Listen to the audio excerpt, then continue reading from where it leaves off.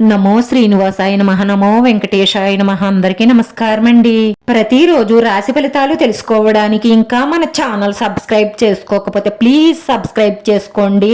Like చేసి మీ పూర్తి support మన శ్రీనివాస ఛానల్ కి ఇవ్వండి.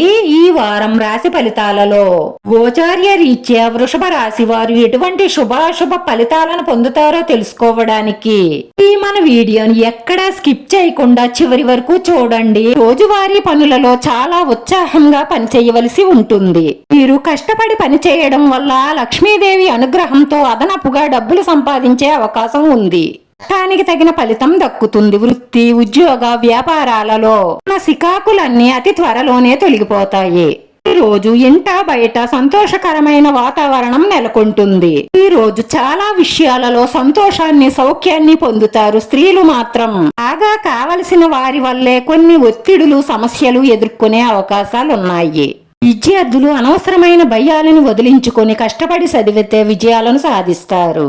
బంధువుల జోక్యంతో ఒక సమస్య పరిష్కారమయ్యే అవకాశాలున్నాయి. ఈ అవసరాలకు సరిపడా ఆదాయం లేక అప్పులు చేసే అవసరం రావచ్చు. మహిళలకు కుటుంబ సభ్యుల నుంచి విమర్శలు ఉంటాయి. భాగస్వామి యందు మీ మనసులో ఏదైనా కలత ఉంటే మీ అమ్మగారితో మాట్లాడండి, మంచి పరిష్కారం దొరుకుతుంది. ఈ విషయాలలో చాలా ఆలోచించి ఆచితూచి మాట్లాడండి, ఎందుకంటే సమస్యలు పెరిగిపోయే అవకాశాలున్నాయి. ఈ రోజు ఎప్పటి నుంచో మీ మీద కక్ష పెట్టుకున్న ఒక స్త్రీ మిమ్మల్ని మానసికంగా హింసించే ప్రయత్నం చేస్తుంది. అది విఫలమైతే శారీరకంగా మీకు హాని చేసే ప్రయత్నం చేస్తుంది. జాగ్రత్తగా ఉండండి. స్నేహితులు, కుటుంబ సభ్యులు మీకు సహాయాన్ని అందించడానికి ప్రయత్నం చేస్తారు.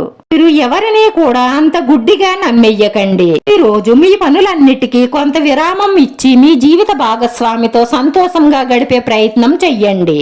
రాశివారి పరిహారం వచ్చేసి అలంకరణ వస్తువులు దానం చెయ్యడం. శనివారం రోజు వెంకటేశ్వర స్వామికి తులసిమాల అర్పించడం ద్వారా మీకు మేలు కలుగుతుంది. రాశివారి అదృష్ట సంఖ్య 9. రాశివారికి కలిసొచ్చే రంగు ఎరుపు రంగు. వీడియో నచ్చితే మాత్రం లైక్ చేయడం, షేర్ చేయడం, సబ్స్క్రైబ్ చేసుకోవడం మాత్రం మర్చిపోకండి. ఎందుకంటే మీరు లైక్ చేయడం వల్ల ఈ వీడియో కొంతమందికి చేరుతుంది. మన శ్రీనివాస ఛానల్ ఆదరించండి. అందరికీ ధన్యవాదాలండి. నమో వెంకటేశాయ నమః.